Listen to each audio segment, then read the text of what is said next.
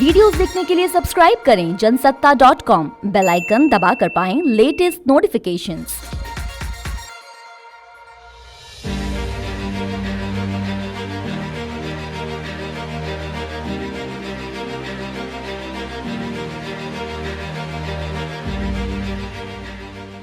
अक्टूबर 2016, Lucknow, Uttar Pradesh. Samajwadi party की सभा। लखनऊ में समाजवादी पार्टी के सभी तत्कालीन विधानसभा सदस्यों, विधान परिषद सदस्यों, पूर्व सांसदों, पूर्व विधायकों, पूर्व विधान परिषद सदस्य और प्रत्याशियों की संयुक्त बैठक में उत्तर प्रदेश के तत्कालीन मुख्यमंत्री अखिलेश यादव ने एक बेहद ही भावुक भाषण दिया था। इस भाषण के जरिए उन्होंने ये साबित करने की कोशिश की थी कि वो अपने पिता की बात कितना मानते हैं। भाषण के दौरान इमोशनल होते हुए अखिलेश ने कहा था कि नेताजी ने कहा इन्हें मंत्री पद से हटा दो, हमने हटा दिया। नेताजी ने कहा इन्हें फिर से मंत्री बना दो, हमने बना दिया। नेताजी ने कहा इन्हें मुख्य सचिव पद से हटा दो, हमने हटा दिया। लेकिन नेताजी इसके बावजूद हमसे नाराज रहे। हमारे दिमाग में और दिल में कहीं कंफ्यूजन नहीं है कि ये पार्टी हमारी है, ये पार्टी नेताजी की है। लेकिन अगर राजनीति का रास्ता टेढ़ा मेढ़ा है, क्योंकि हमने तो इतना ही सीखा इतने दिनों में कि ये राजनीति का रास्ता बहुत टेढ़ा मेढ़ा है, ऊंचा नीचा है और चलते चलते कब खाई आ जाए पता ही नहीं लगता।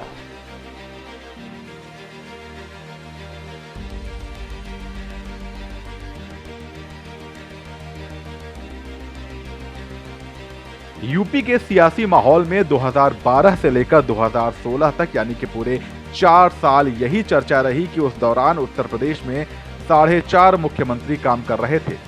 कहा जाता है कि मुलायम सिंह यादव, शिवपाल सिंह यादव, राम गोपाल यादव और आजम खान प्रदेश के 4 मुख्यमंत्री हुआ करते थे और अखिलेश सिर्फ आधे मुख्यमंत्री की भूमिका में रहते थे।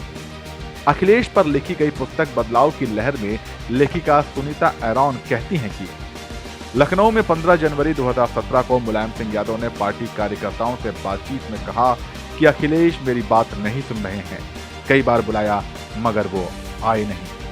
कुछ दिनों से आपने अनुशासनहीनता के अनेक कृत्य किए हैं और इस सूचना को जारी करके आपने न सिर्फ घोर अनुशासनहीनता की है बल्कि पार्टी को भारी आघात पहुंचाने और पार्टी की कमजोर करने का कार्य किया है। इन स्थितियों में आपको पार्टी की समस्त पदों पर सदस्यता से अवसर करते हुए तत्काल प्रभाव से निष्कासित किया जाता है।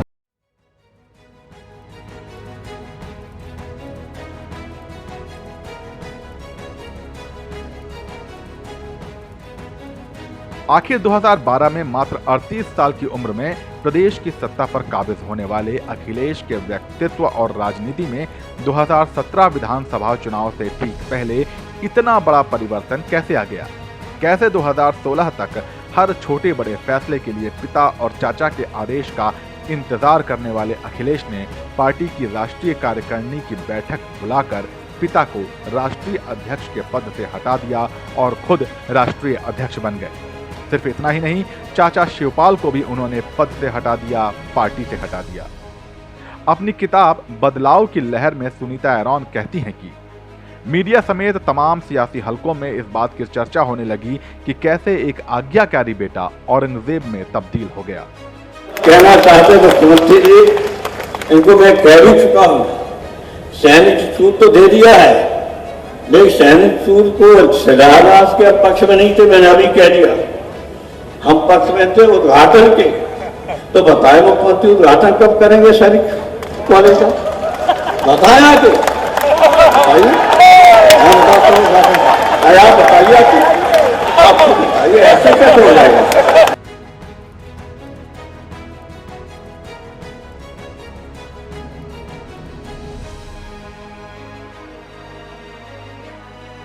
सिर्फ इतना ही नहीं, पिता के विरोध के बावजूद भी अखिलेश ने कांग्रेस पार्टी से गठबंधन का फैसला अपने दम पर कर लिया। कहावत है कि राजनीति में फैसले अपनी ताकत दिखाते हैं। अक्टूबर 2016 के बाद अखिलेश ने जिस तरह से फैसले लिए, उससे उनकी छवि पूरी तरह से बदल गई। जानकार बताते हैं कि उससे पहले अखिलेश देश के सबसे बड़े सूबे के मुख्यमंत्री तो बन गए थे, पर लगते नहीं थे।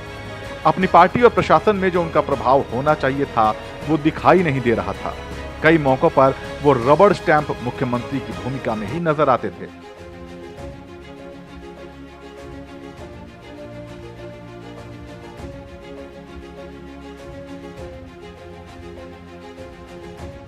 ये वो दौर था जब कई बार पिता मुलायम सिंह यादव समेत पार्टी के अन्य छोटे बड़े सदस्य अखिलेश के बारे में जब भी बात करते थे तो ऐसा भाव आता कि वो मुख्यमंत्री पद के लायक ही नहीं है, लेकिन सिर्फ नेताजी का पुत्र होने के चलते उन्हें कुर्सी मिल गई है। अखिलेश भी 2012 से लेकर अगले 4.5 साल तक के कार्यकाल में अपने राजनीतिक व्यवहार में इस बात को सच ठहराते हुए दिखाई दिए। ये बात और है कि अक्टूबर 2016 के बाद से हालात बदल गए और अखिलेश पार्टी के सर्वे सर्वा बन गए। आज समाजवादी पार्टी और अखिलेश यादव एक दूसरे का पर्याय बन चुके हैं। आप इस बारे में क्या सोचते हैं, हमें कमेंट सेक्शन में लिखकर बताइए और ऐसे दूसरे तमाम सियासी किस्सों के लिए बने रहिए जनसत्ता के साथ।